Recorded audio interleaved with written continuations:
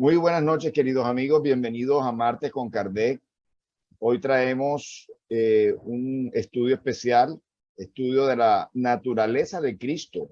Un tema muy interesante que está en el libro Obras Póstumas y va a ser desarrollado esta noche por Álvaro Vélez Pareja, de la Sociedad Espiritista de Cartagena. Álvaro Vélez Pareja es técnico de rayos X, jubilado, realizó estudios de filosofía a distancia, miembro fundador de la Sociedad Espiritista de Cartagena, de la que fue presidente. También fue presidente de la Federación Espírita de la Costa Atlántica y de la Confederación Espírita Colombiana, Confecol. En esa época, UNESCOL. Conferencista en eventos espíritas nacionales e internacionales. Actualmente vicepresidente de la Sociedad Espiritista de Cartagena, divulgador de la doctrina espírita y de la transcomunicación instrumental por diversas redes sociales. Como toda tarea espírita, vamos a iniciar con una elevación de pensamiento. Le vamos a pedir a nuestra hermana Nancy Aguilera desde la ciudad de Bogotá, de los Sembradores del Camino, para que nos dirija esta elevación de pensamiento. Buenas noches, Nancy. Adelante. Buenas noches a todos y bienvenidos a este encuentro espiritual y fraternal.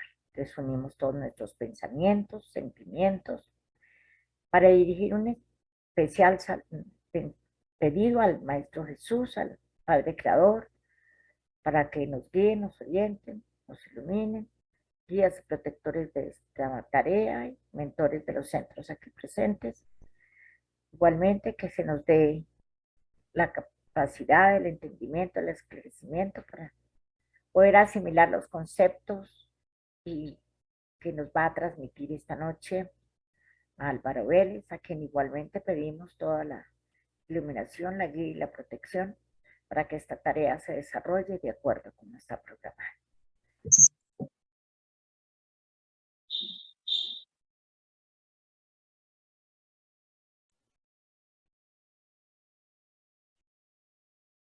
Que así sea.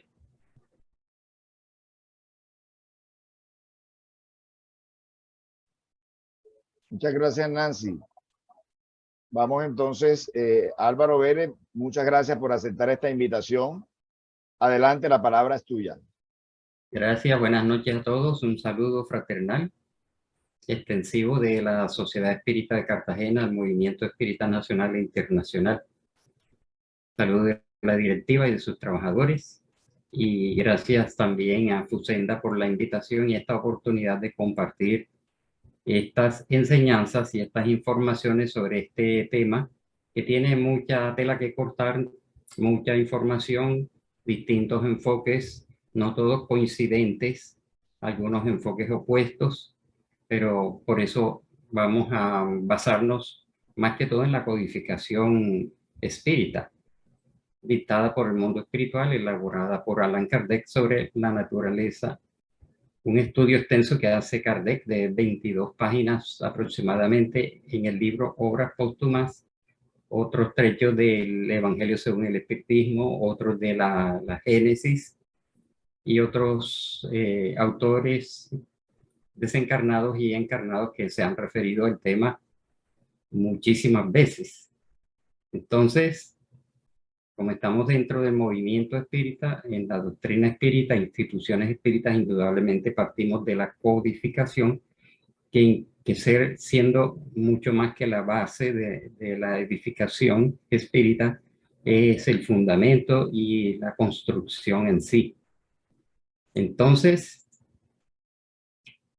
recordemos del Evangelio según el Espiritismo, en la introducción, punto 1 de Allan Kardec, este punto importante.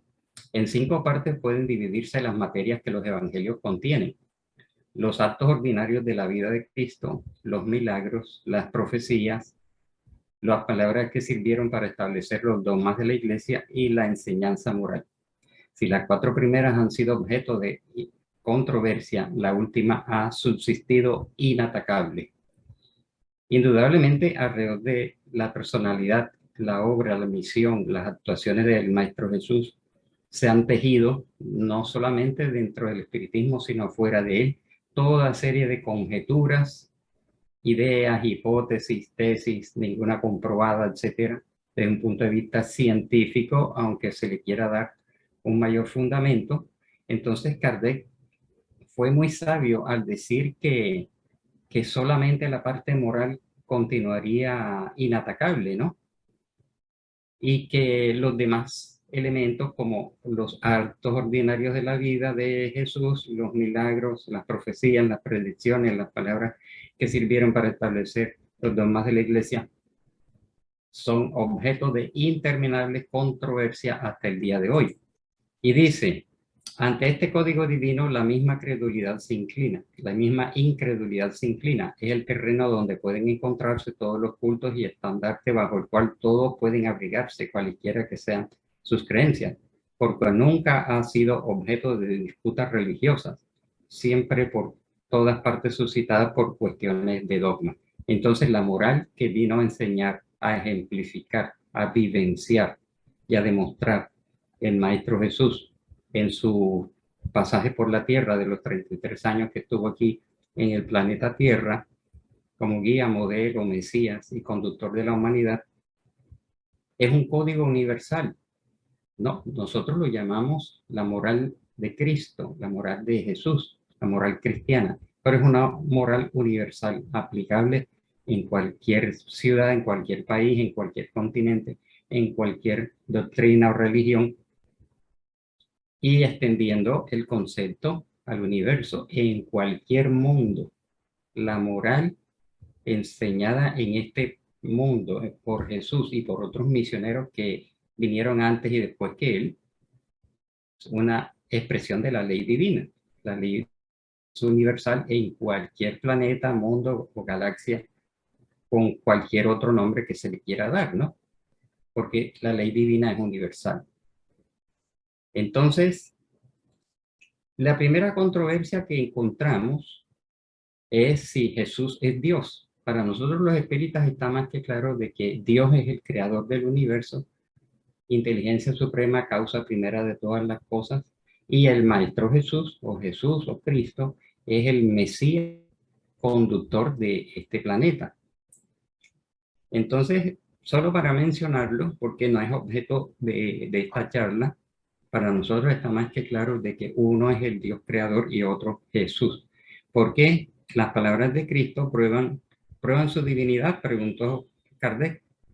El propio Kardec en este libro, Obras Póstumas, recopiló 60 frases del propio Jesús tomado del Evangelio y de los apóstoles, en donde se señala claramente la diferencia y la distinción de personas entre Dios y Jesús, que se resume en que Jesús siempre se refirió a su Padre que lo envió, mi Padre que está en los cielos, mi Padre al cual voy.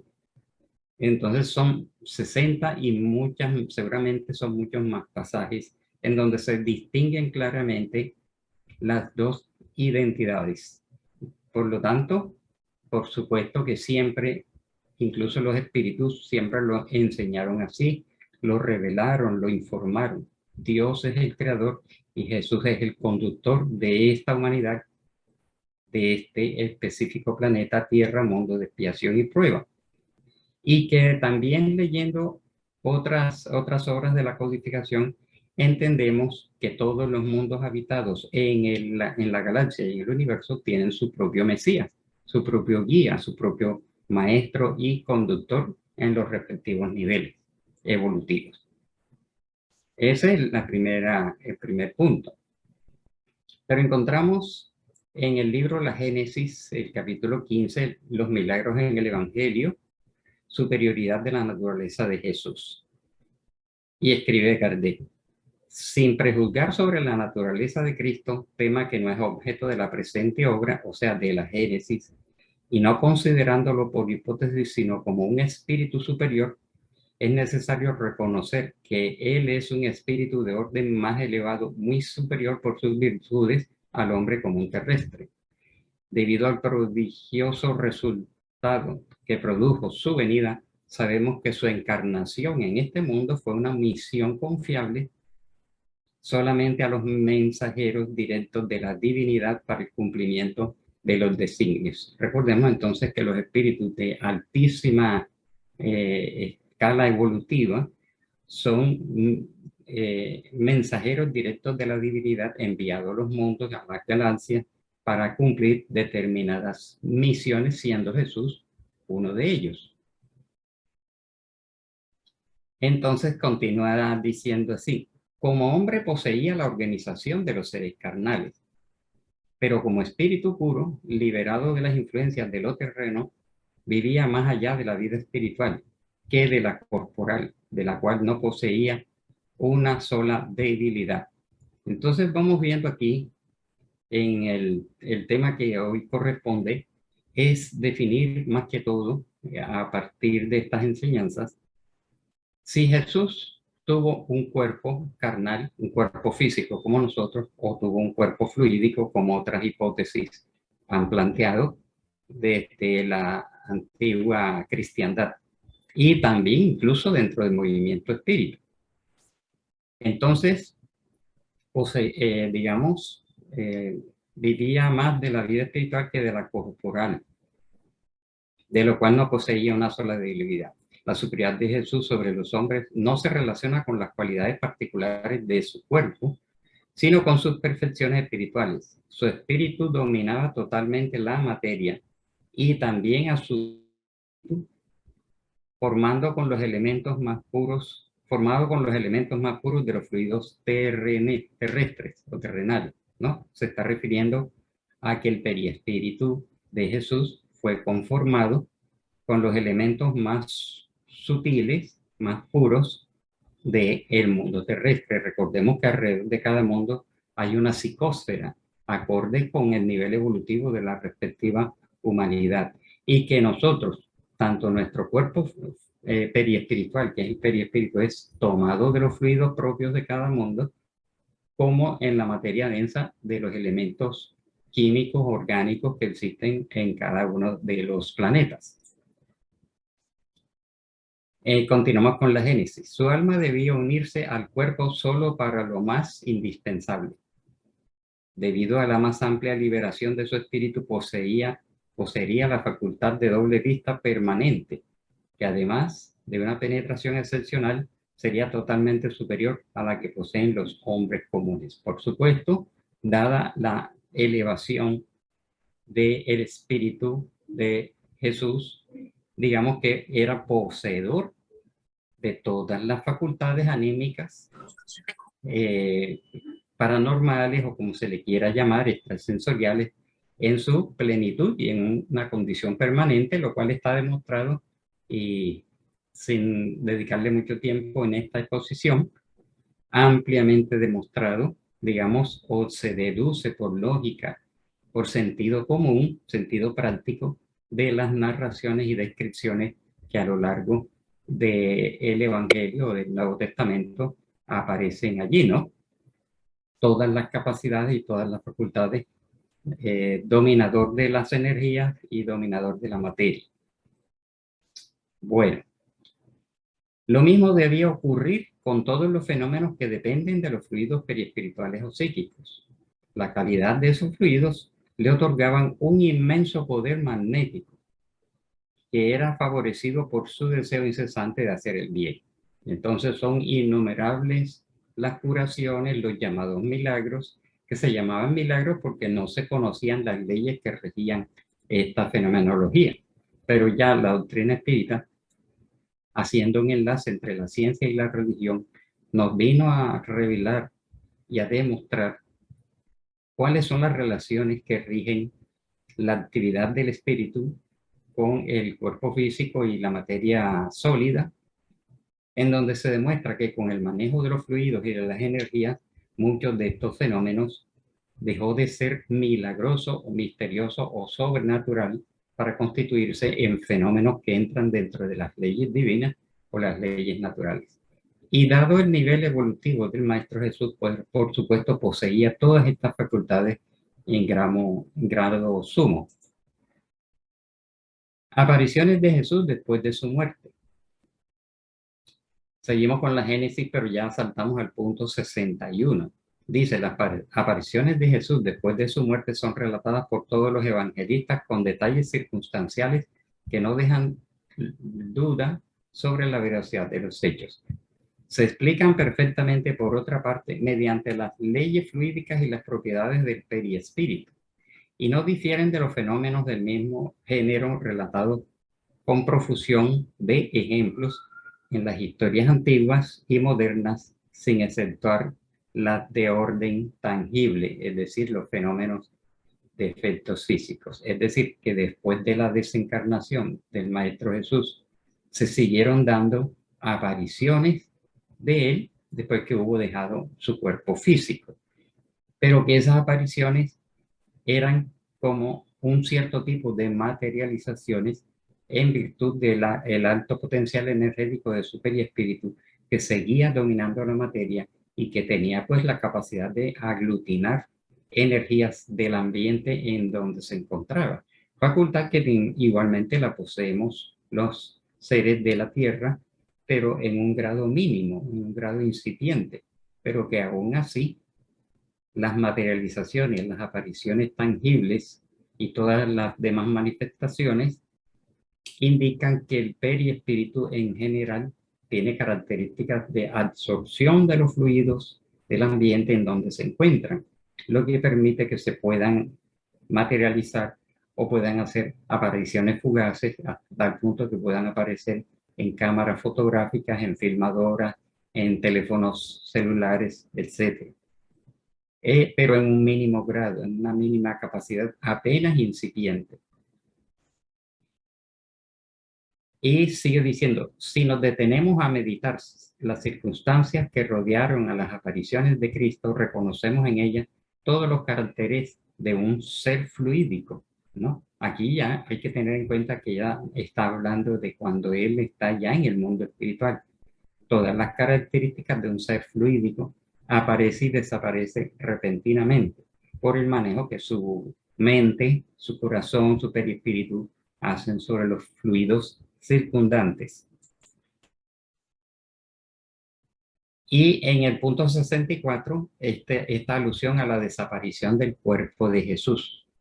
Aquí se está refiriendo a un cuerpo físico, no se está refiriendo a su perispíritu, ¿no? Porque al desencarnar, recordemos que conservamos el perispíritu, siendo el espíritu la parte esencial, el perispíritu, el cuerpo semimaterial, energético o fluídico, abandonando un cuerpo físico que ya no ofrece las características para sostener la vida. Dice Kardec, la desaparición del cuerpo de Jesús después de su muerte ha sido objeto de numerosos comentarios. Los 4 evangelistas dan testimonio del hecho y hablan de las mujeres que se presentaron en el sepulcro al tercer día y ya no encontraron el cadáver, es decir, hubo un cadáver. Y de la propia lectura evangélica encontramos que efectivamente hubo un cadáver. Algunos consideraron esta desaparición un hecho milagroso, otros supusieron un rapto clandestino. Se puede hacer un paréntesis para recordar que la personalidad de Jesús ha sido tomada por muchas creencias religiosas, místicas, esotéricas, espiritualistas. Por lo tanto, aquellas personas que por lo menos creen en la existencia y en las manifestaciones de los extraterrestres, que indudablemente en la doctrina espírita creemos en eso, dicen que Jesús fue un extraterrestre, ¿no? Pero lo tratan de presentar en el sentido de un ser que viene manejando una nave, un ser que tiene una evolución tecnológica súper avanzada y que viene a la Tierra en una nave y después se hace presente en nuestro mundo, pero siempre lo enfocan como Jesús el extraterrestre. El que es partidario de la izquierda y del socialismo y el comunismo, entonces dirán que Jesús fue el primer comunista. Otros dicen que fue el primer hippie. Y así cada uno va atrapándolo, digamos así, para acomodarlo a su propia creencia, sin tener mayores bases o aproximadamente bases para hacer todo este tipo de afirmaciones. Entonces, seguimos con esta narrativa en donde hasta los pintores de la Edad Media y del Renacimiento, pues, imaginaron estos hermosos cuadros mostrando el sepulcro de Cristo vacío, la tumba vacía. Muchas teorías, ninguna comprobada. Incluso en estos días ha salido en internet que ya el Vaticano pues pudo abrir la tumba de Cristo. Otros dicen que por allá en un museo de Israel se tiene una urna de piedra que dice Jesús, hijo de José, y hay unos huesos allí dentro, pero muchas personas en esa época se llamaban Jesús. Entonces las controversias, las hipótesis, las teorías son muchísimas y ninguna tiene la suficiente solidez y comprobación, aunque hay estudios de personajes muy eruditos, muy capacitados, que presentan distintas versiones, incluso que el propio Jesús desintegró su propio cuerpo, otros que fue sacado clandestinamente por los propios apóstoles para evitar profanaciones, y otros dicen que tenía un cuerpo fluídico que él disolvió fácilmente. Todas las teorías. Desaparición, otro. Continuamos. Punto 64. De acuerdo con otra opinión, Jesús nunca habría tenido o poseído un cuerpo carnal, sino un cuerpo fluídico. Durante toda su vida habría sido una aparición tangible, una especie de agénere. Su nacimiento, su muerte y todos los actos materiales de su vida habrían sido aparentes, o sea, una apariencia. Su cuerpo de regreso al estado fluídico pudo desaparecer del sepulcro y con ese mismo cuerpo apareció después de su muerte. Esa es la otra hipótesis que viene desde la más remota antigüedad. Entonces dice Kardec, la permanencia de Jesús en la tierra comprende dos periodos, el que precedió y el que siguió a su muerte. En el primer periodo, desde el momento de la concepción hasta el instante del nacimiento, todo es absolutamente normal. Desde su nacimiento hasta su muerte, todo en sus actos, en su lenguaje y en las diversas circunstancias de su vida, presenta los caracteres inequívocos de la corporeidad. Entonces, dentro de la doctrina espírita, que es una doctrina que está distante del misticismo, del esoterismo, de la magia, del misterio y del ocultismo, y que desde Kardec y los continuadores de Kardec y la extensa literatura mediúnica, en términos generales, tienen la concordancia y la coincidencia de que toda esta fenomenología del cuerpo material de Jesús durante su reencarnación obedeció a las leyes naturales de este mundo. Vamos entonces por partes. Las propiedades de su periespíritu. Eso sí, los fenómenos de orden psíquico que se producen en Jesús son naturales y no presentan características anormales, ya que se explican por las propiedades del periespíritu y se encuentran en diferentes grados en los otros individuos. Después de su muerte, por el contrario, todo en él revela la naturaleza de un ser fluídico. Es decir, mientras está encarnado, tiene un cuerpo físico y tiene su periespíritu, como es lógico. Al desencarnar, se desaparece el cuerpo por X o Y razón, cualquiera de las explicaciones que se quieran dar. Y todo revela, entonces allí sí se muestra en su plenitud, incluso estando encarnado, en el fenómeno, por ejemplo, de la transfiguración. Hay un fenómeno de efectos físicos de la más alta calidad con el más deslumbrante ectoplasma que pudo ser presenciado por los apóstoles, por algunos de ellos.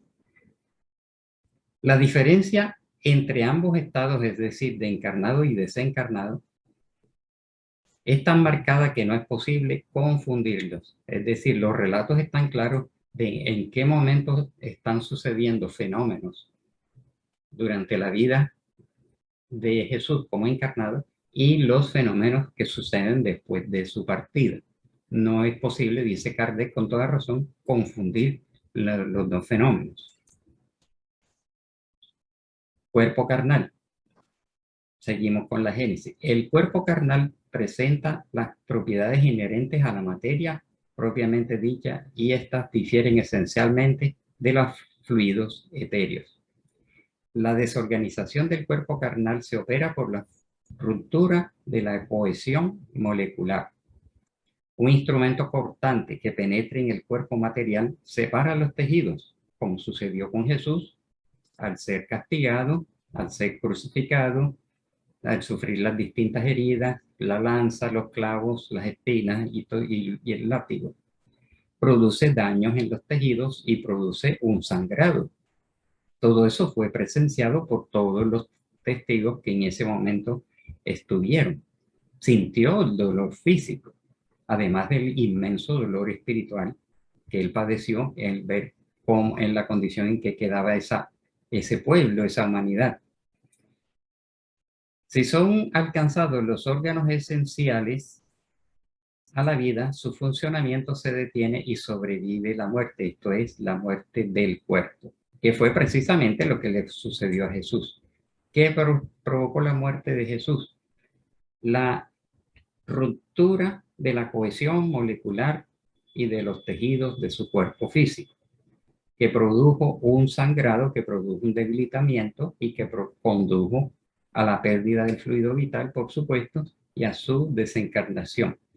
Porque si no hubiera sido por tantas heridas causadas, por ejemplo, por los latigazos, ya de por sí producían un sangrado, y el sudor y el agotamiento, la corona de espinas, otro sangrado, los clavos en las manos o en las muñecas, en los pies o en los tobillos, y por último la lanza, son varias heridas que producen un debilitamiento o un sangrado. El cuerpo fluídico no es alterado por una herramienta cortopunzante. Ese es el cuerpo carnal. En cambio, el cuerpo fluídico, esta cohesión no existe en los cuerpos fluídicos. Es decir, en los cuerpos fluídicos, la relación entre las moléculas y los átomos que lo conforman están más distanciados, son más flexibles, y los objetos materiales no hubieran producido heridas, sangrado, dolor y desencarnación. La vida no reposa sobre el funcionamiento de los órganos especiales y no pueden producirse desórdenes análogos. Entonces aquí lo que Kardec está comparando es los efectos que se producen en un cuerpo carnal, cuerpo físico, y los efectos que se producirían en un cuerpo fluídico, en donde los instrumentos materiales no logran producir ningún tipo de herida. Recordemos que entre las propiedades del espíritu y el periespíritu está la penetrabilidad. Es de materia tan sutil que sencillamente los desencarnados pueden atravesar el fuego, el agua, la materia, incluso estando nosotros en estado de desdoblamiento o de proyección extracorpórea, fácilmente podemos atravesar la puerta del cuarto que estaba cerrada y podemos hacer excursiones externas, porque nuestro perispíritu puede atravesar la materia, ¿no? No existe esa cohesión. En cambio, en el cuerpo físico sí necesita que le abramos la puerta para poderlo sacar, porque de lo contrario nos estrellamos la puerta, los átomos de la puerta, las moléculas impiden y chocan con las moléculas de nuestro cuerpo físico.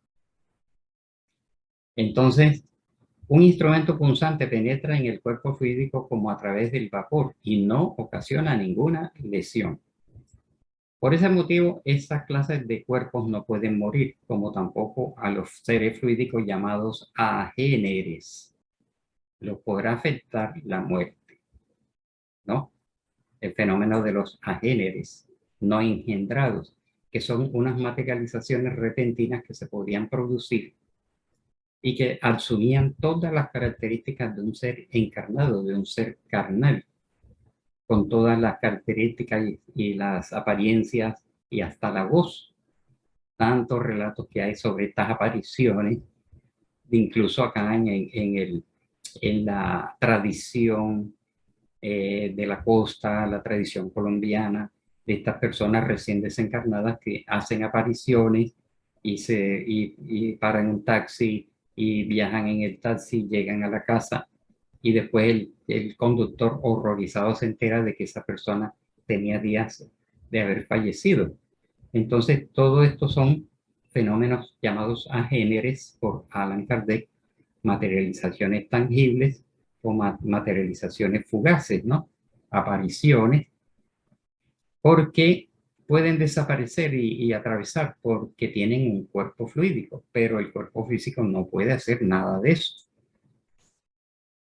Su cuerpo, indudablemente, fue enterrado según la narración. Después del suplicio de Jesús, su cuerpo permaneció allí inerte y sin vida. Fue enterrado, después fue descendido de la cruz, fue enterrado como era costumbre y todos pudieron verlo y tocarlo. Después de su resurrección, cuando quiere dejar la tierra, no muere. ¿Por qué? Porque ya va en espíritu y periespíritu. Su cuerpo se eleva, se desvanece y desaparece sin dejar huellas. Prueba evidente de que ese cuerpo era de naturaleza distinta. ¿Cuál cuerpo? El periespiritual del que expiró en la cruz, ¿no? De lo que se deduce que si Jesús murió, debió poseer un cuerpo carnal.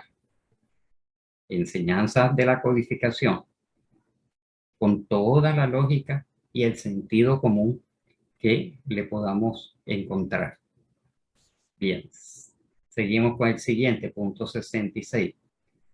A los hechos materiales se agregan consideraciones de orden moral de la mayor importancia. Si Jesús hubiera sido durante toda su vida un ser fluídico, no habría conocido ningún dolor ni ninguna de las necesidades del cuerpo. No, está ahí claramente expresado. No solamente lo dice Kardec en estas obras, está esparcido en otras obras. Imaginar que ha sido así es quitarle todo el mérito a la vida de privaciones y sufrimientos que él eligió como ejemplo de resignación. Es decir, todo hubiera sido un engaño y qué contradicción, incluso en el sentido ético, en el sentido moral, que precisamente el ser que viene a la tierra a darnos ejemplo de vida, a demostrarnos las leyes divinas, la ley de amor, justicia, caridad, benevolencia, indulgencia, perdón, tolerancia, a su vez fuera una apariencia y en cierta forma un engaño. Todo hubiera sido un simulacro. Por ejemplo, si él solo hubiera sido aparente, todos los actos de su vida, el anuncio reiterado de su muerte, la escena dolorosa en el Monte de los Olivos, su pedido a Dios para que apartara el cáliz de sus labios, su pasión, su agonía, todo, hasta sus últimas palabras en el momento de ofrendar el espíritu, hubiesen sido vanos simulacros para confundir sobre su verdadera naturaleza y hacer creer en el sacrificio ilusorio de su vida, es decir, sería una farsa indigna de un hombre honesto y simple, cuanto más un ser tan superior. Es decir, que para un hombre común y corriente ya de por sí sería una farsa. Y para un ser de luz como Jesús, muchísimo más y que no se justificaría. Él vino a cumplir la ley. Él dice, él dijo, no he venido a derogar la ley, sino a darle cumplimiento. Se refería a la ley divina. Muchos entendieron que se refería a la ley mosaica, que sí modificó profundamente con sus palabras, sus enseñanzas y su comportamiento. Entonces, vamos aquí a contrastar cuerpo carnal y un cuerpo fluídico. En una palabra, hubiera abusado de la buena fe de sus contemporáneos y de la posteridad. Estas son las deducciones que surgen de tal doctrina y no son admisibles porque lo disminuye moralmente en lugar de elevarlo. Jesús tuvo, como todos, un cuerpo carnal y un cuerpo fluídico. Los fenómenos materiales y los fenómenos psíquicos que marcaron su vida así lo prueban. Entonces, estamos constituidos, mientras estamos acá, de espíritu, periespíritu y cuerpo físico. Entonces, los que dicen que Jesús tuvo un cuerpo fluídico, indudablemente sí tuvo un cuerpo fluídico, pero es su periespíritu, no su cuerpo físico. Así que fue espíritu, cuerpo fluídico, periespíritu, y cuerpo carnal, cuerpo físico. Bien, seguimos. Esta idea, estos textos de Kardec, seguimos. Esta idea sobre la naturaleza del cuerpo de Jesús no es nueva.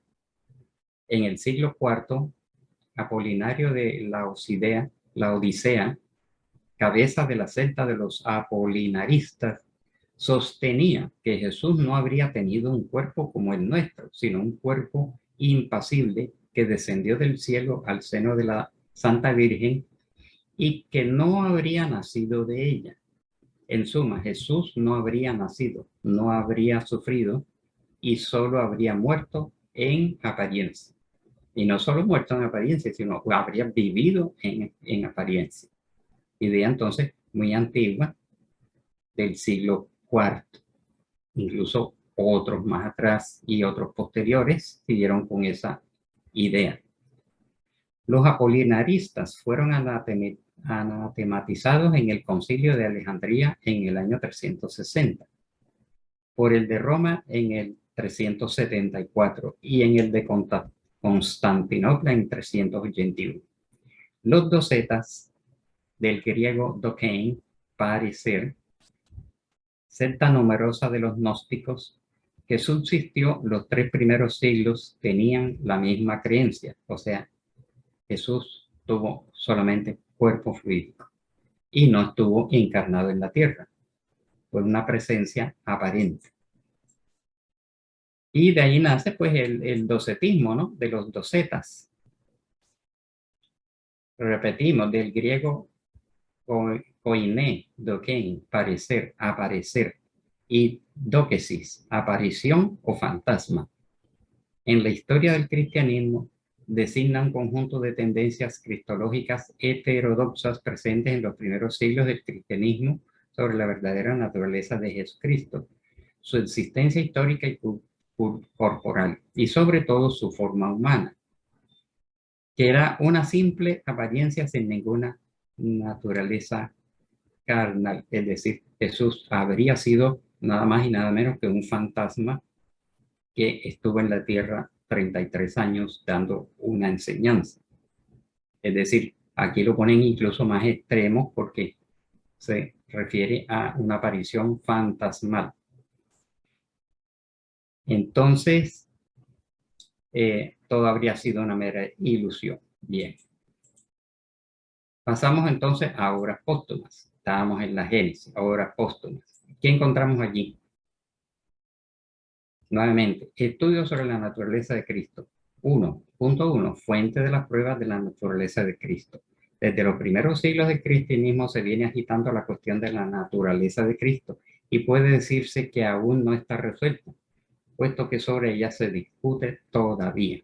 Si lo dijo Kardec en esa época, hoy también se sigue discutiendo sobre este punto. Y nosotros aquí también lo estamos tratando. Pero existen siempre las divergencias de opinión. De la divergencia de opinión sobre este punto han nacido la mayor parte de las sectas que desde hace 18 siglos, la diferencia aún hoy existe, divide a la iglesia. Esto lo dice Kardec en esta libro, Obras Póstumas. Entonces, dentro de la propia iglesia se produjo esta división. Y es de notar que los jefes de todas estas sectas han sido obispos o con otros títulos, miembros del clero. Eran pues en consecuencia hombres ilustrados, en su mayor parte escritores de talento, nutridos de la ciencia teológica, los que no consideraban concluyentes las razones invocadas en favor del dogma de la divinidad de Cristo, que es otra polémica pues que ellos tuvieron. Y Kardec titula esto, doble naturaleza de Jesús.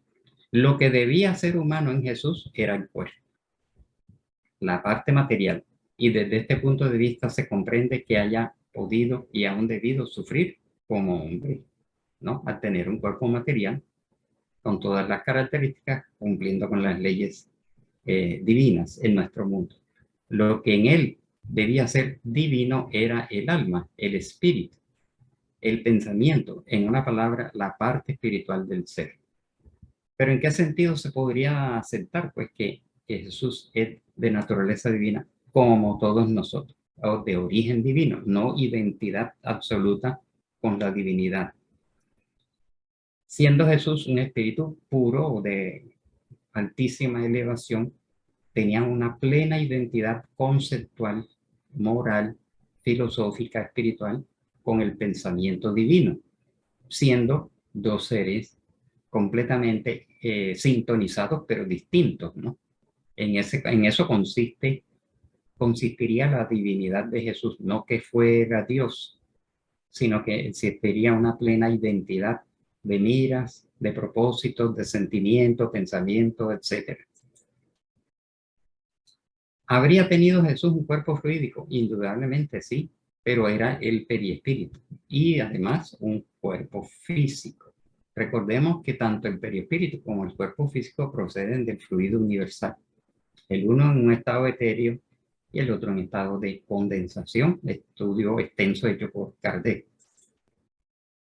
Entonces, estas hermosas escenas que han sido reproducidas por la imaginación de los pintores de la Edad Media, del Renacimiento y actualmente del cine y el Internet, nos muestra la presencia de dos seres comunes y corrientes, aunque sus espíritus fueran elevados, de José con María, siendo él mayor que ella, una joven, ¿no?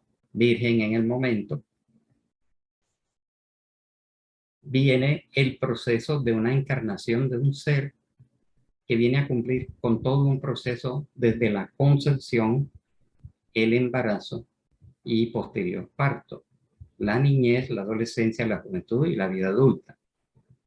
Dicen algunos, y no vamos a mencionar exactamente quiénes, que la vibración de Jesús sería tan elevada y tan radiante que no se hubiera podido conformar un embrión y mucho menos un feto, que esa radiación habría sido tan poderosa que destruiría cualquier posibilidad de una concepción, ¿no?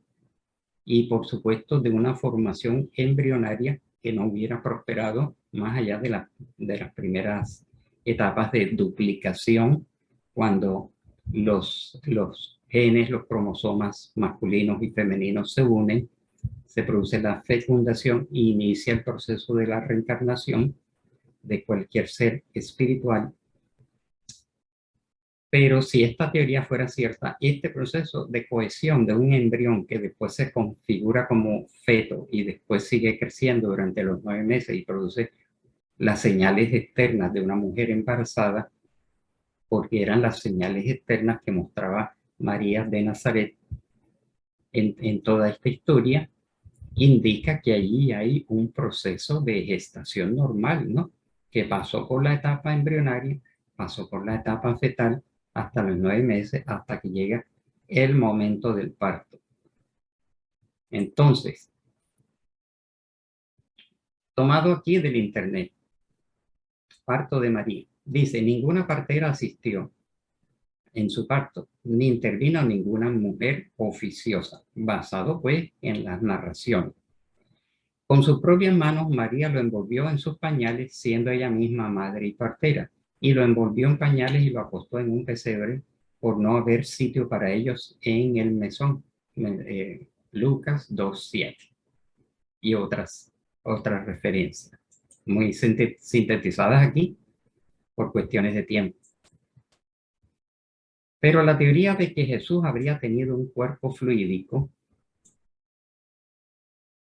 dice que Jesús nunca estuvo encarnado, ¿no? Que su presencia fue también una apariencia. Tratamos de resumir lo que hemos visto en otras exposiciones y lecturas. Jesús no solamente sería el guía y conductor del planeta Tierra, sino de todo el sistema solar. Y que Jesús viviría en el centro del sistema solar, o sea, en el interior del Sol, ¿no? no demostrable, ni se puede decir que sí o que no, porque no hay una prueba científica de esto, y como dicen otros autores, certezas solamente en el mundo espiritual. Llega un momento en que Jesús decide construir y conducir la evolución del planeta Tierra, en el que estamos actualmente. Entonces, según esa teoría, incluso dictada por un espíritu a través de una determinada medium, emerge del centro del Sol hasta la superficie y se va recubriendo de un manto o de una túnica fotónica. Y esa túnica fotónica, con ese manto, esa especie de periespíritu de alta energía, habría viajado hasta la proximidad del planeta que estaba en formación, la Tierra, y allí se va a recubrir con unas partículas subatómicas llamadas leptones, quarks, mesones y bariones, que hacen parte de nuestros átomos físicos. Hay infinidad de partículas subatómicas, lo estudia la física cuántica, los quarks, los leptones, los bosones y toda esa serie de partículas llamadas neutrinos, quarks, antiquarks, antineutrinos, partículas de todos los nombres que podamos imaginar, fermiones, bariones, etc. Entonces se menciona que esa túnica fotónica de Jesús se habría cubierto, por supuesto, de leptones, quarks, mesones y bariones, que resulta que son partículas que hacen parte de nuestra carne, de nuestro cuerpo físico, de nuestros átomos, ¿no? Entonces, esta teoría que habla del cuerpo fluídico dice que Jesús habría sido una materialización que duró 33 años. Es una especie de agénere especial. Pero ¿de dónde habría tomado este ectoplasma? Del cuerpo de María. Es decir, María habría durado 33 años suministrando continuamente su ectoplasma para la apariencia de Jesús y darle las características de un cuerpo sólido y que todos pudieran ver, escuchar y tocar. Pero que no habría bastado el ectoplasma de María, sino ectoplasma vegetal tomado de los viñedos y de los trigales de ese territorio, de la Galilea, ¿no? Entonces, realmente resulta más complicada, más intrincada, más compleja la explicación que las leyes naturales que considera Kardec y los espíritus en la codificación. Es decir, se nos habla de las materializaciones ectoplásmicas en donde una medium cae en estado de trance profundo, sale de su cuerpo con la acción de los espíritus operarios, volúmenes de este bioplasma que se llamaba ectoplasma en ese tiempo, que se puede llamar bioplasma, pero la medium tenía que estar en trance para no sufrir, porque era exteriorización de su sensibilidad, de su propio fluido vital y de su propio fluido nervioso. Cuando termina la sesión de materialización, la mayor parte de las porciones del ectoplasma retornan al cuerpo de la medium, quien despierta sumamente agotada, sumamente cansada por haber prestado sus propias energías para una materialización que podía durar unos pocos segundos o máximo 1 o 2 minutos. Entonces, resulta un poco descabellado pensar que María estaría proporcionando su ectoplasma durante 33 años para la apariencia del cuerpo fluídico de Jesús, darle la apariencia de ser un cuerpo sólido, y que durante todo ese tiempo ella habría estado sufriendo todas las contingencias y las situaciones de dolor y de sufrimiento que el propio Jesús, ella también los estaría sufriendo. Además de que este ectoplasma habría sido combinado con ectoplasma extraído de los viñedos y de los trigales de los territorios por donde ellos iban. Es una idea, pues puede resultar curiosa, no hay manera de demostrar si fue verdad o si no fue verdad, ha sido dicho por un determinado espíritu y por supuesto apoyado por otros escritos. y por otros pensadores.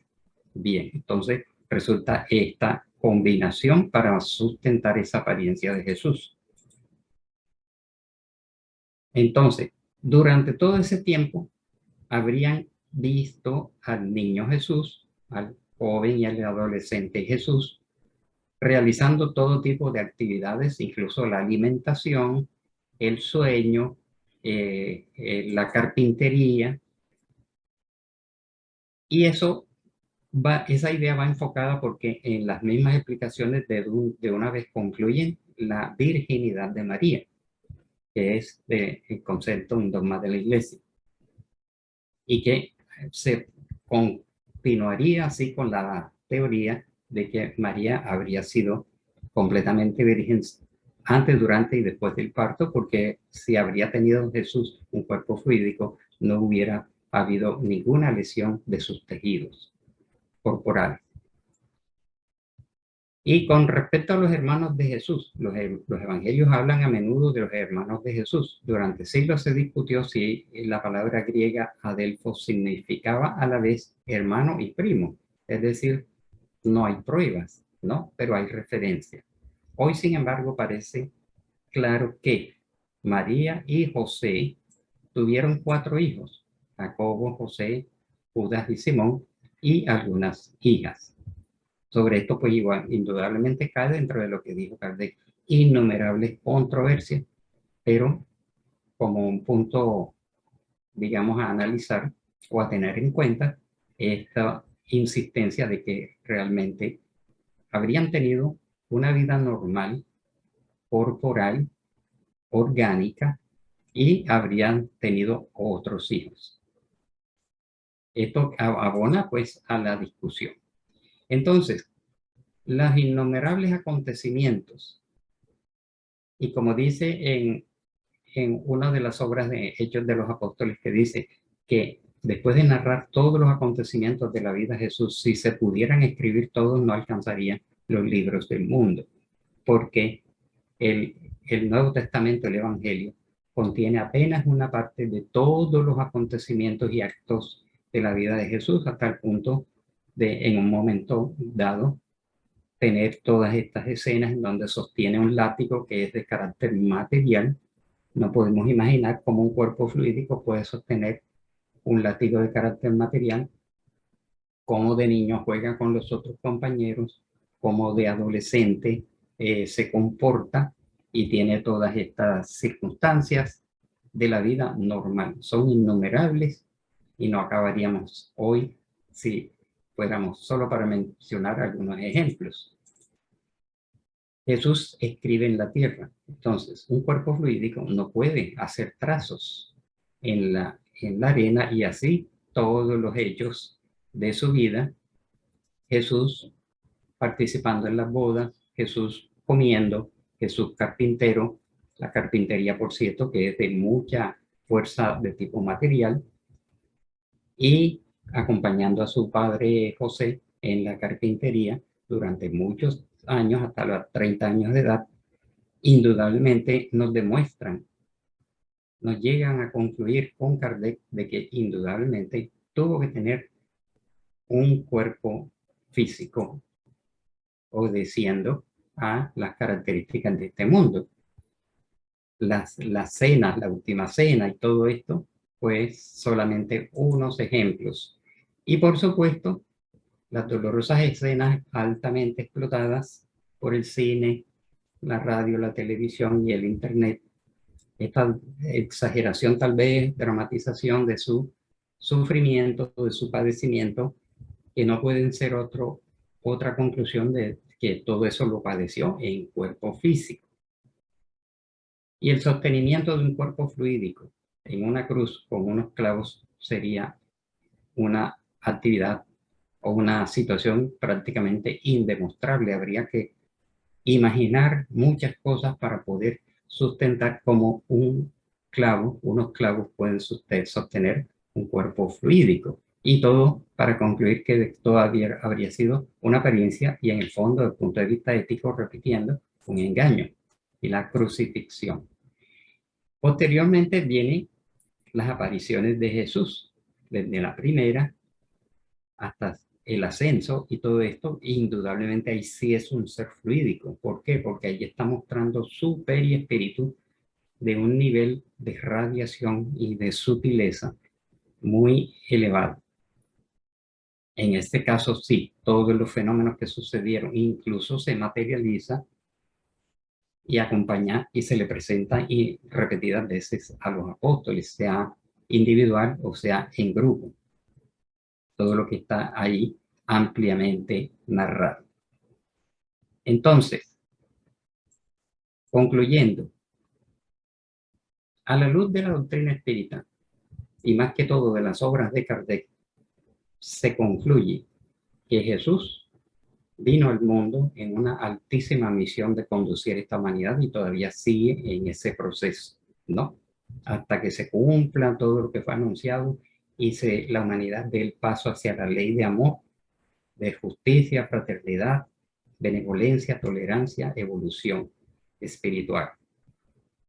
Pero necesita un cuerpo carnal porque no vino a derogar la ley divina ni las leyes naturales, sino que las cumplió y que todos los fenómenos de su vida demuestran desde un punto de vista, podríamos decir no científico, sino de un punto de vista de la lógica, de la razón y del sentido común, además de las narraciones de que habría tenido ese cuerpo carnal para poder estar presente y que eso no le quitaba en ningún momento el hecho de tener un cuerpo físico, digamos, elevación a su espíritu excelso, espíritu puro, que retorna a su reino, pero sigue vigilante de la evolución de nuestro mundo.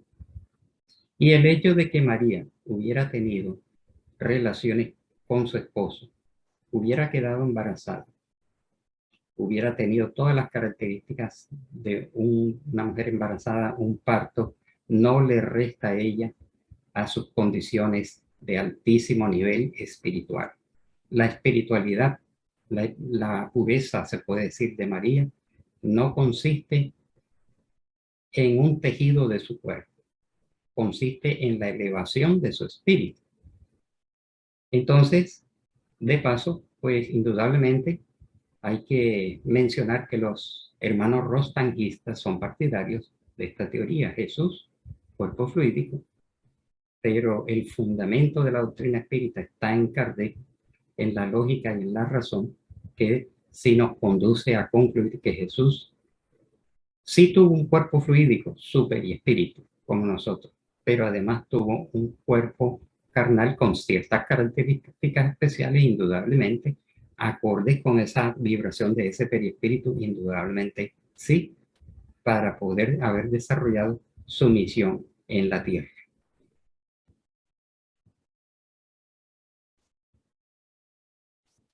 Bueno, Álvaro, yo tengo un comentario. Perdón. Yo tengo un comentario y tengo una pregunta. El comentario es, bueno, se dice que acerca del cuerpo de Jesús, ¿no? Entonces, los judíos tenían una tradición después de crucificar a un reo, porque eso fue lo que fue Jesús para ellos, un reo, un malhechor, digamos, así lo trataron, así lo quisieron tratar. Y era que después de crucificarlo, ellos lo levantaban lo sacaban de la tumba y lo arrastraban su cuerpo por toda la comarca, que fuera visible ese deterioro de ese cuerpo físico. Así como, por ejemplo, acá los líderes de la conquista, de la liberación, los españoles, por ejemplo, cuando asesinaban a un revolucionario, por ejemplo, a Galán, allá, le cortaban la cabeza y exhibían su cabeza pública para escarmiento de los demás. Entonces, esas mismas costumbres las tenían los hebreos con los malhechores. Entonces, una de las teorías es que José de Arimatea era el propietario de la tumba donde se dejó a Jesús. Conociendo esta tradición, pues luego de haberlo sepultado, lo saca de allí y no le dice a nadie la procedencia de dónde está el cuerpo, porque precisamente para proteger ese cuerpo, para que no se cometiera ese abuso, porque todo se sabe. Entonces lo ocultó incluso de sus discípulos, y esa fue la razón por la que no se encontró el cuerpo de Jesús, además de la que ya tú mencionaste, de que pudo haber sido desaparecido por el mismo Jesús o por otros espíritus, pues para que no fuera objeto de culto. Entonces, ese es un comentario. Y la pregunta es, pues nos hablaste de esa teoría de la materialización ectoplásmica de Jesús durante toda su vida. Nos hablaste de que fue un espíritu que lo dijo. Entonces creo que recojo el interés de todos los demás asistentes para preguntarte quién fue ese espíritu que dijo eso, y también si se puede conocer el medio, en fin, la época, etcétera, etcétera. Ok. Bueno, está en el libro. Vamos a ver aquí. Un momento. Recupero aquí la imagen. Libro Universo y Vida, recibido por el medium Hernani T. Santana, dictado por el espíritu áureo, que dice haber sido Blas Pascal, cristiano, filósofo de la antigüedad, ¿no? Pascal también, sus mensajes aparecen en la codificación. Hay algunos mensajes de Blas Pascal. Entonces, en Brasil, a través del medium Hernani T. Santana, recibe un libro titulado Universo y Vida, y que utiliza el seudónimo de Áureo, y que hay un capítulo en donde está toda esta descripción de Jesús en el sol, Jesús con la túnica fotónica, después manejando los mesones, los quarks, los leptones y los bariones, y después tomar el ectoplasma de su madre María, combinarlo con el ectoplasma de los viñedos y de los trigales para sostener esa materialización durante 33 años. También aparece el libro Jesús, ni Dios ni hombre, de Guillón Ribeiro, tesis rostangista, publicado por la Federación Espírita Brasileña. Entonces, ahí es la fuente de donde se han visto estas teorías, ¿no? Muchas gracias. John, creo que John Rodríguez tiene la mano levantada. John, adelante. Sí, buenas noches. Bueno, Buenas noches. mi pregunta es la siguiente. ¿Por qué se pone en duda la manifestación mediúnica del maestro, sabiendo que tomó un cuerpo físico y que fue sometido a las leyes biológicas, limitado en su grandeza y en su esplendor? Pues yo pienso que no puede ser considerado descabellado pensar que, estando en su esencia misma espiritual, pudiera manifestarse a los hombres. De hecho, creo en el Evangelio hay un capítulo, el capítulo creo que es el Consolador Prometido, y se pone en duda que haya sido el maestro mismo quien haya manifestado. Pues ahora bien, yo entiendo que no se va a manifestar el maestro a través de un malhechor o de alguien que tenga una vida dudosa, pero pienso yo que es posible que esto suceda. Bueno, podría decirte que no he entendido el sentido de la pregunta, ¿no? La pregunta es, ¿Quién pone en duda eso? Pues, o sea... en la exposición. No, o sea, en la exposición no. Los que tienen No esa sé, yo... teoría. Sí, o sea, me refiero a que desde que la doctrina está codificada y que se han recibido innumerables mensajes mediúnicos. Creo que una vez, y fue en el Evangelio, el Consolador Prometido, esa obra ese mensaje mediúnico fue a título propio. Y de hecho habla, yo soy el Consolador Prometido. Sin embargo, se pone en duda que haya sido él el maestro, me refiero. Ajá. Que haya Sí, sido sí. el maestro como tal quien haya firmado. Entonces yo escuchando su exposición, de que el maestro fue sometido a las leyes de la carne, que padeció como cualquier hombre, ¿por qué poner en duda que el maestro pueda comunicarse a través de algún medium sabiendo que está en su esencia misma? Sabiendo que tomó un Sí, cuerpo sí. físico y un cuerpo físico limitado como tal. Entonces, no sé si es para replantear, no sé si es para de pronto mirar y que esto sea posible. No hablo que se manifieste pues a través de un malhechor, como dije anteriormente, Sí, sí, pero de que sin duda que es posible, es posible. sí, hace años yo leí una investigación, pero la he perdido, que consistía en que allí narraban que los mensajes que inicialmente Kardec a través de sus medios recibió como espíritu de verdad eran firmados como Jesús.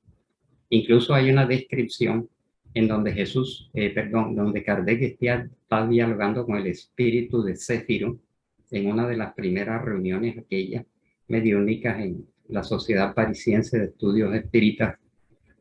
Y en una de esas sesiones, Kardec le pregunta al espíritu Céfiro que con quién está. Entonces Céfiro, que era el que más se comunicaba en esos primeros tiempos, y otros, por supuesto, le dice, estoy aquí acompañado por X y Y espíritus. Y en el espacio, a gran distancia, cerniéndose o flotando, el espíritu de verdad. Fue dicho, en ese momento entendieron que se refería a Jesús, que estaba no en la sesión mediúnica, sino que se mostraba desde el espacio. Entonces, varios de los mensajes que las medios de Kardec recibieron tenían la firma el nombre de Jesús. Pero Kardec, para evitar esa serie de controversias, utilizó entonces el concepto de espíritu de verdad. Entonces, si nosotros leemos los mensajes que están en el Evangelio, según el espiritismo, firmados como espíritu de verdad, es el lenguaje de Jesús, como si Él estuviera, ¿no? Vengo como dentro de los hijos descarriados de Israel. Yo revelé la doctrina divina. Yo até en haces el bien esparcido por la humanidad. Yo dije, venid a mí todos los que estáis. Entonces, está hablando como Jesús. Pero Kardec entonces utilizó espíritu de verdad. Y hay una coincidencia, una concordancia no completa entre los análisis, los que han hecho análisis de todos estos documentos y estas descripciones, que llegan a la conclusión de que el espíritu de verdad es Jesús, que comanda un conglomerado de espíritus de alta elevación que están haciendo el equipo del Consolador que dicta la doctrina espírita. También hay una obra titulada Vida de Jesús dictada por él mismo, ¿no? A través de un par de mediums, obra que algunos consideran mística y apócrifa, ¿no? Y entonces los que defienden estas obras dicen que así como Kardec, sus mediums pudieron haber recibido mensajes de Jesús. Igualmente, ¿por qué no? Sin embargo, no hay pruebas, no hay evidencias de que Jesús hubiera seguido comunicándose, ¿no? Y este libro que yo he mencionado no es dictado por Jesús, sino por un espíritu que dice ser Blas Pascal, que firma como Aureo, ¿no? Entonces, muchas de estas cosas que hemos hablado aquí tampoco se pueden comprobar, pero la lógica indica que ya Jesús no necesitaría comunicarse. Ahora, se puede incluso dentro de estos estudios que dicen que Kardec habría recibido unos cuantos mensajes de Jesús, se sabe que estos mensajes nunca son directos. No hay una incorporación de Jesús directamente sobre la medium, sino que su pensamiento hace escalas en otros espíritus intermediarios. Entonces, el pensamiento de los mensajes del Espíritu de verdad en el Evangelio, el pensamiento es netamente de Jesús, pero la acción de dictarlos es parte de la orden de Jesús y pasa por otras mentes intermediarias hasta que un espíritu más próximo a la medium lo escribe con su mano, ¿no? Manipulando su mano en una psicografía. Entonces, pero ya de que Jesús, con su alto nivel de alta jerarquía, alta evolución, viniera a una sesión mediúmnica a dictar un libro o un mensaje, ya no se concibe porque hay muchísimos espíritus más próximos a nosotros que traerían su pensamiento. Bueno, Nancy Aguilera también quiere decir algo. Nancy. Ok. Muchas gracias, muy amables. Realmente mi pregunta ha sido de siempre. ¿Por qué los espíritas hacen mención de Cristo? ¿Cuál es el significado de la palabra Cristo?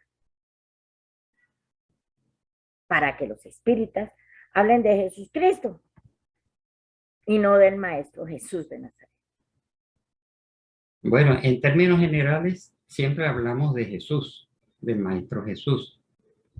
Pero vemos que el propio Kardec utiliza el concepto de Cristo. Para nosotros es el mismo significado. Cristo no significa nada distinto a Jesús. Para algunos dicen el crucificado, el ungido, el Mesías, ¿no? Las distintas acepciones. Pero el propio Kardec en algunas de sus obras usa la palabra Cristo y siempre lo hemos tomado como refiriéndose a Jesús. No Cristo en un sentido místico, esotérico, extraño, así, ¿no? Significa lo mismo. Pero en términos generales, en las obras espíritas, en su gran mayoría hablan de Jesús, pero algunos hablan de Cristo. Humberto Fisco. Buenas noches, tengo dos preguntas. Ahora que estábamos hablando de la naturaleza divina y humana, me hace pensar que los espíritus superiores podríamos decir que son de naturaleza divina porque ya han logrado superar y por lo tanto los demás seremos de naturaleza humana, aunque hayamos sido creados por Dios, ¿verdad? ¿Sí se puede decir eso? O también está mal decir que los seres humanos somos de naturaleza humana solamente y no darle crédito a la parte divina. ¿Cómo se maneja ahí el término? Sí, esto tiene muy diversos enfoques y sería pues objeto de otra conferencia, otra clase, ¿no? Esencialmente nosotros hemos nacido de las manos del Creador. Y los espíritus como Juana de Ángelis, Manuel, Becerra de Meneses, muchos dicen que nosotros llevamos en lo más profundo de nuestro ser una esencia divina, pero no como que seamos Dios, sino que hemos emanado de Dios y como obra de Él llevamos algo de esa esencia que no es posible explicarlo en términos normales, ¿no? En términos cotidianos, porque entonces entraríamos en una discusión diciendo que se está diciendo que somos Dios. Y se dice, Dios está en ti, ¿no? Ese hermoso mensaje de Juana de Ángelis, que en Kardec es Dios la inteligencia suprema. Juana de Ángelis, copiando y extendiendo, dice, Dios el amor supremo. Estás inmerso en el amor de Dios. Dios está dentro de ti y a tu alrededor. Búscalo, siéntelo, contáctalo, ¿no? Entonces, de pronto, en términos humanos, siempre caeríamos en esa discusión de que se está diciendo que somos Dios, ¿no? Kardec lo analiza en el sentido de que no hacemos parte de Dios porque somos imperfectos. Y lo imperfecto, incluso los filósofos de la antigüedad ya decían eso, lo imperfecto no puede ser parte de lo perfecto.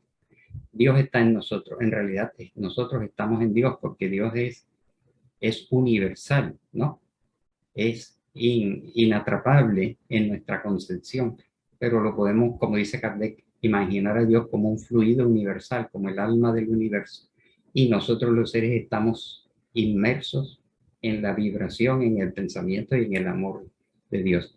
Entonces, para aproximarnos un poco a la pregunta y a la respuesta, te puedo decir que nosotros tenemos, digamos, una emanación, una parte de la divinidad, una chispa divina en lo interior de nuestro ser, pero que está dormida, no está despierta. Lo van despertando los seres que van evolucionando después de muchas reencarnaciones, mucho esfuerzo y mucha evolución.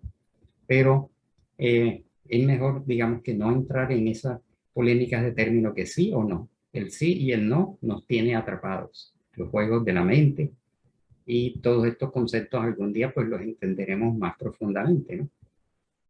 Bueno, no queremos abusar más del tiempo de Álvaro Vélez, así sí, que ya nos pasamos. le pedimos que nos cierre esta maravillosa charla. Creo que es para repasar y para analizar mucho más. Gracias, Álvaro, y bueno, procedemos entonces al